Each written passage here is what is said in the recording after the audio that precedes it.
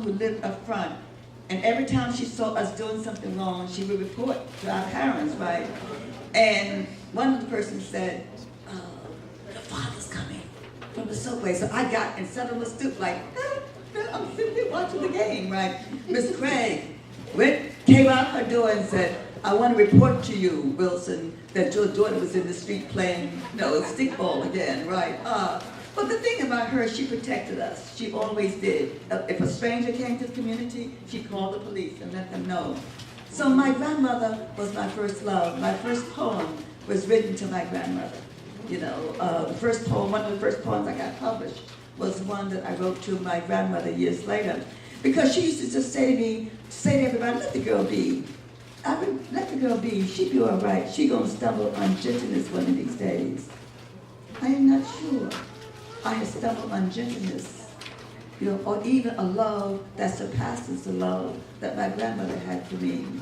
But what I do know, that one of the things that I learned, one of the places from Miss Schomburg, from a woman by the name of Miss Hudson, I learned about myself, and in Miss Schomburg, I put my head down and cried because I had found me.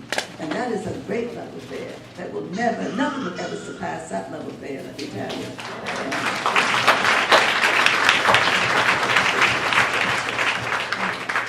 That's wonderful. Thank you. You thought I'd never get back to love? No, I'm just happy you did the window story. I just love to hear that. And here's another learning question. What have you learned about fear and overcoming fear? One of the things that I saw always in my father's eyes, being a man who was born in the South, was fear. I mean, a simple thing like watching the Idiot Box, that is, the television, and a white woman would get up and do a seductive dance, right? My father would look down. I didn't know that until I got older, being in the house with him. I looked at him one day, and he was literally looking down when that happened. And it dawned on me that he had lived with fear. I do it in Industrial House of Lions. My father had lived with fear all his life.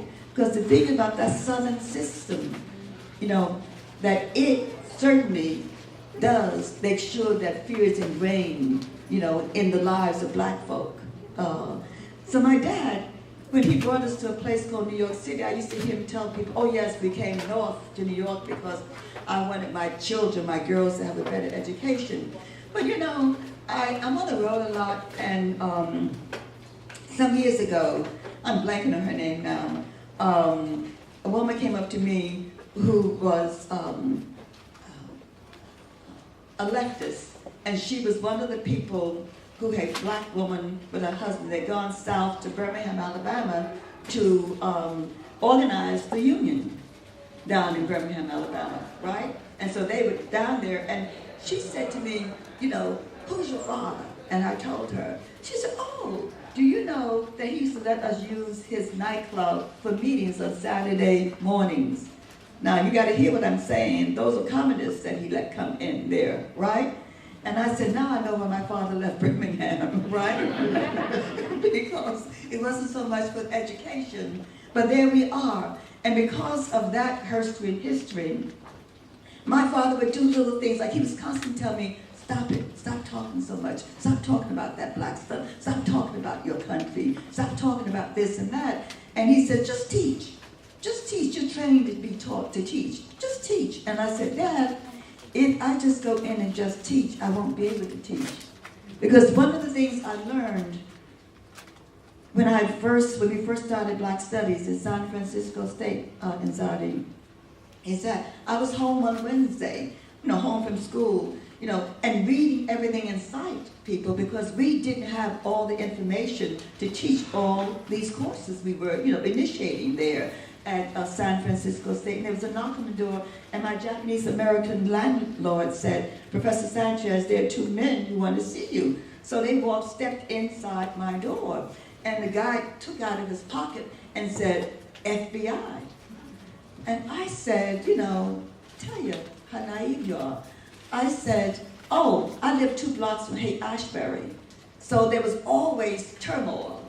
and the police coming in. So I said, oh, there's a problem on, And he said, and I quote, rigid. The other guy was standing still as dank water. He said, you're teaching Robeson, Wright, Hughes, another name in there someplace, Garvey.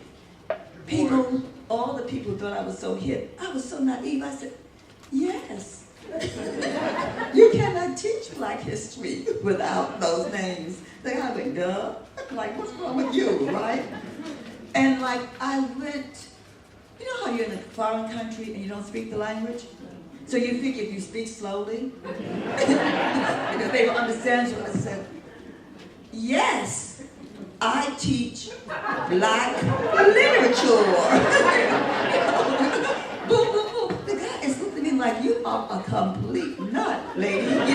Don't you know they're on the list that we don't teach? Didn't they teach you that before you started teaching? And the thing is that they didn't teach us there. Because most certainly we were that splinter group coming in. There were a few Blacks who've been allowed in academia, but they had to be the nice Blacks. You know what I'm saying? When we said we're going to start Black Studies people at a place called San Francisco State, boom, there was no help with that one at all. And so there we were, there I was. And I said that, and the guy looked at me like I was really insane. And he turned to my landlord and said, you need to put her out. She's one of those, they didn't say radicals at that time. Yeah, she's one of those militants on campus. And I'm still trying to figure this out. I'm just teaching right to boys, whatever. Why is he upset? Why would the FBI come to my house? And my landlord said, well, Professor Sanchez, I'm leaving now, right? And he left. The same landlord raised Samoyeds, amazing dogs, very intelligent dog. And he had given me one the week before. Well, I come from New York. We could not afford to feed a dog, barely ourselves. And so I had been looking at this dog saying, yeah, you're going back, at the end of the week. All of a sudden I heard these big feet come down the hallway, right? And Snow came and sat right next to me. And I looked down at I had never petted that dog. I fed him, but I walked him, never petted him. And this man got in my face again, you hear what I said? Whatever, and Snow leaped for him. And he said, lady, the other guy said, call your dog. And I said, Snow. He sat down, never took his eyes off those two guys. I began to look at that dog in a different light. I put my hand out and I petted that dog. Really, never liked dogs before, petted that dog. And I said to them, I don't know what else you want from me. I said, I've told you what I'm doing. I am teaching, Black literature. It should be taught. It's a trial. No one wants it, right? We've taken over the school, whatever. And I opened the door and they left. But I called Miss Hudson. Those of you who know about the Schomburg, right? Jean Hudson was a very important curator there. She's a woman who gave me my first Black books at a place called the Schomburg, right? And I began my long, long love affair with these books, right? I called her and said, Miss Hudson, and she wasn't political. So I called her with tears in my eyes. I said, Miss Hudson, I said, the FBI just left my house. I said, all I'm doing is teaching. She said, oh, my dear, I thought you knew. If you taught some of these people, you might get in trouble. But you know what it taught me? You know how we were taught how to teach lit? Thematically. Right. Oh, I sat back that night and looked up, and it taught me that I had to teach Black lit, the sociology of it, the economics of it. If I'm teaching Du Bois, the economics of it, all of that. It changed the whole way that I began to teach. And so I'm grateful for them for making me sit back, and leave the way they teach you, how to teach lit, in these classrooms. Yeah. And it really is important that you do that way. Yeah. That's great. And ironic, obviously, also. I wonder, just to push this question of fear a little bit further, was that the beginning of your sort of reckoning with the America? Yes, like the stakes that you were engaged in, how high the stakes were, and the fact that there would be really valid reasons for fear over time? Well, my dear sister, you know, you can walk in fear all your life and do nothing. You can walk with fear and do things. You recognize it's an emotion. You recognize that it's there, but it doesn't keep you from doing what you need to do.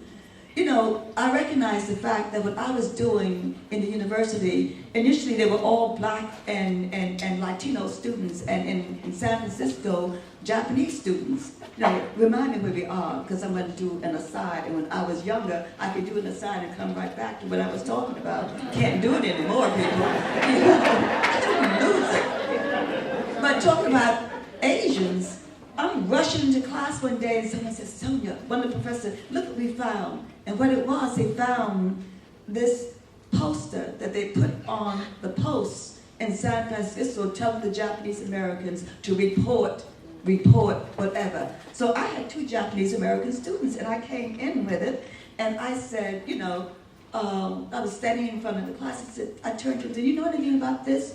I said, I think it's about, you know, concentration camps. They got pissed. Listen, concentration, as it relates to Japanese. I don't know anything about that. I thought they were going to leave the class, you know? Mm-hmm. And so I said, okay, and I put it down. We had the class. Everyone knows we join hands always at the end of my classes. And we went around and they said nothing. 2 of the Japanese students. But when they left, I said, take it home and ask your parents. And they went home and asked their parents. They came to class on a Tuesday with tears in their eyes. Their parents told them about concentration camps. That they had been in concentration camps, people. So the thing that I learned about teaching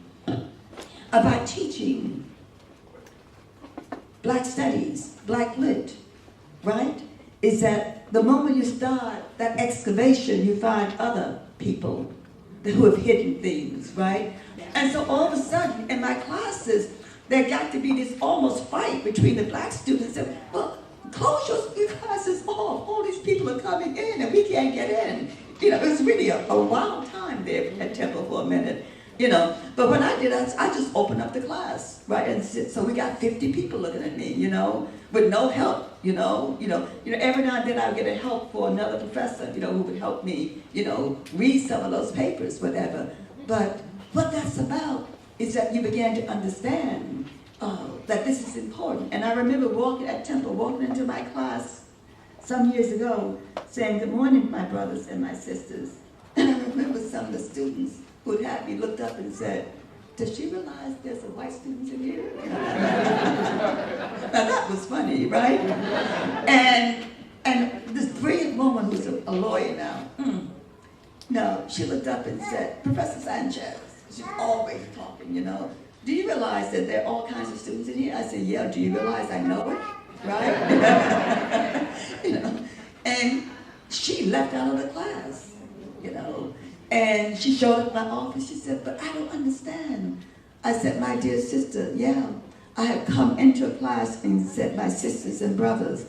But at some particular point, I recognize for us to make progress in this country, we got to understand that, you know, we have got to call each other sisters and brothers to make them understand that this is what this is truly all about finally in this country. You know, because we cannot continue to have people like Trump, you know, and we can't forget the Bushes, you know, and the Reagans, you know, and the Nixons. You see, people want to forget that. But they've come before, you know.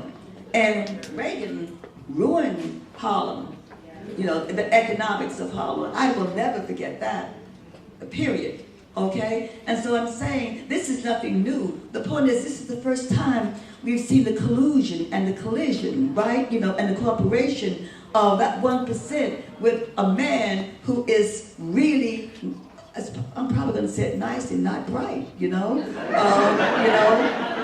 But a man also, at some particular point, you know, who thinks he has, you know, free flight, you know, to get to a whole lot of people. And so, what did I say remind me of? You don't remember? You see what happens? Oh, see? I know all about that. Because, you know, I started teaching you when I was 40. I came to Philadelphia when I was 40. right? My dad was so happy. He said, I'll never forget, he said, do you have tenure? I said, well, you know, I'm here, but I came as an associate professor. So they had to decide in 2 years and tenure. And I said, you know, I'm looking around, no one has published as much as I've published. And so if they say to me, if they deny me tenure, I'm going to have to do a sit-in and say, well, who else can have tenure? Yeah, exactly. Right, whatever. So I did.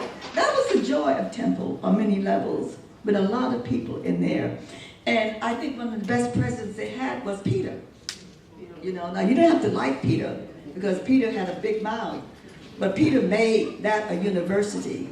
You know what I mean? It looked like a university family. It smelled like a university, whatever, you know? And what he did at the law school, you know, in terms of bringing blacks and Latinos in there was something very important, right? You know, and what Peter did simply, along with Barbara Brownstein, you know, I will never forget her. And so when she became provost, Barbara invited all the women into that office, and the males, some many of the white males would say, you know, that's a gang up there in the office. Now, I should have said, I said, yeah. I was the dishes, you know, there, you know me, right? Fully. Sonia, I want to, well, you answered about 3 of my other questions. So that worked. I wanted to ask you a writing question now. And I don't even know which one. But I guess, well, okay, I'm going to go with this one. So what is poetry for in the 21st century? What's it for? Brett said when he was, you know, people would send manuscripts to him for contests, you know, and I'm suffering with my vertigo today, so I'll probably get it completely wrong, but the gist of what he was saying is that all poetry is worthless if it does not activate you, you know, towards change, you know, the people, what is it saying? Is it to keep you quiet, you know, or is it to keep you active, you know, to make you go out into the world to challenge? And no one's asking, I never asked my students, now you were a student, right, to be like me. There were 2 things I used to say. Don't leave here if you're in a lit class and open your mouth and you got it wrong. Do not say you studied with me, okay? Right? So quite often I would say to people, you're not ready for the class, and I never flunked them. I gave them withdrawn passing, WP, no WF, right? You know, I said, come back 2 or 3 years later. You know, you might be ready for what we're doing in here, right? And with writing, you know, never flunked anyone, because you can't, I mean, the idea of giving a grade for a creative writing class is really obscene, is it not? But, you know, you and I know that in that classroom, everyone in that class who wrote knew exactly when someone read out loud who was the poet. I mean, you really did, and you always know. I mean, you know, you just look, you close your eyes, you listen, you look, you open, and say, uh-huh. And that means simply, at this point, that we will do what we will do. But there were people in that classroom who took the course because they liked poetry. And so you then, what you did is that you encouraged that like of poetry, because there got to be people reading you. As Langston said, if no one's reading you, hey, you ain't got no poetry. You will have no writing at all. Someone's got to read you finally to understand what's going on. So yeah, this thing that I tried to do, and that I tried to do in a classroom, is that I tried to say there was nothing right or wrong. I mean, if it's a form, you know, it could be. You just change, you know, if it's a sonnet, if it's a villanelle, you know, if it's a haiku, whatever, etc. All of that, you can say, you know, that form is a little shaky, you need to do the following.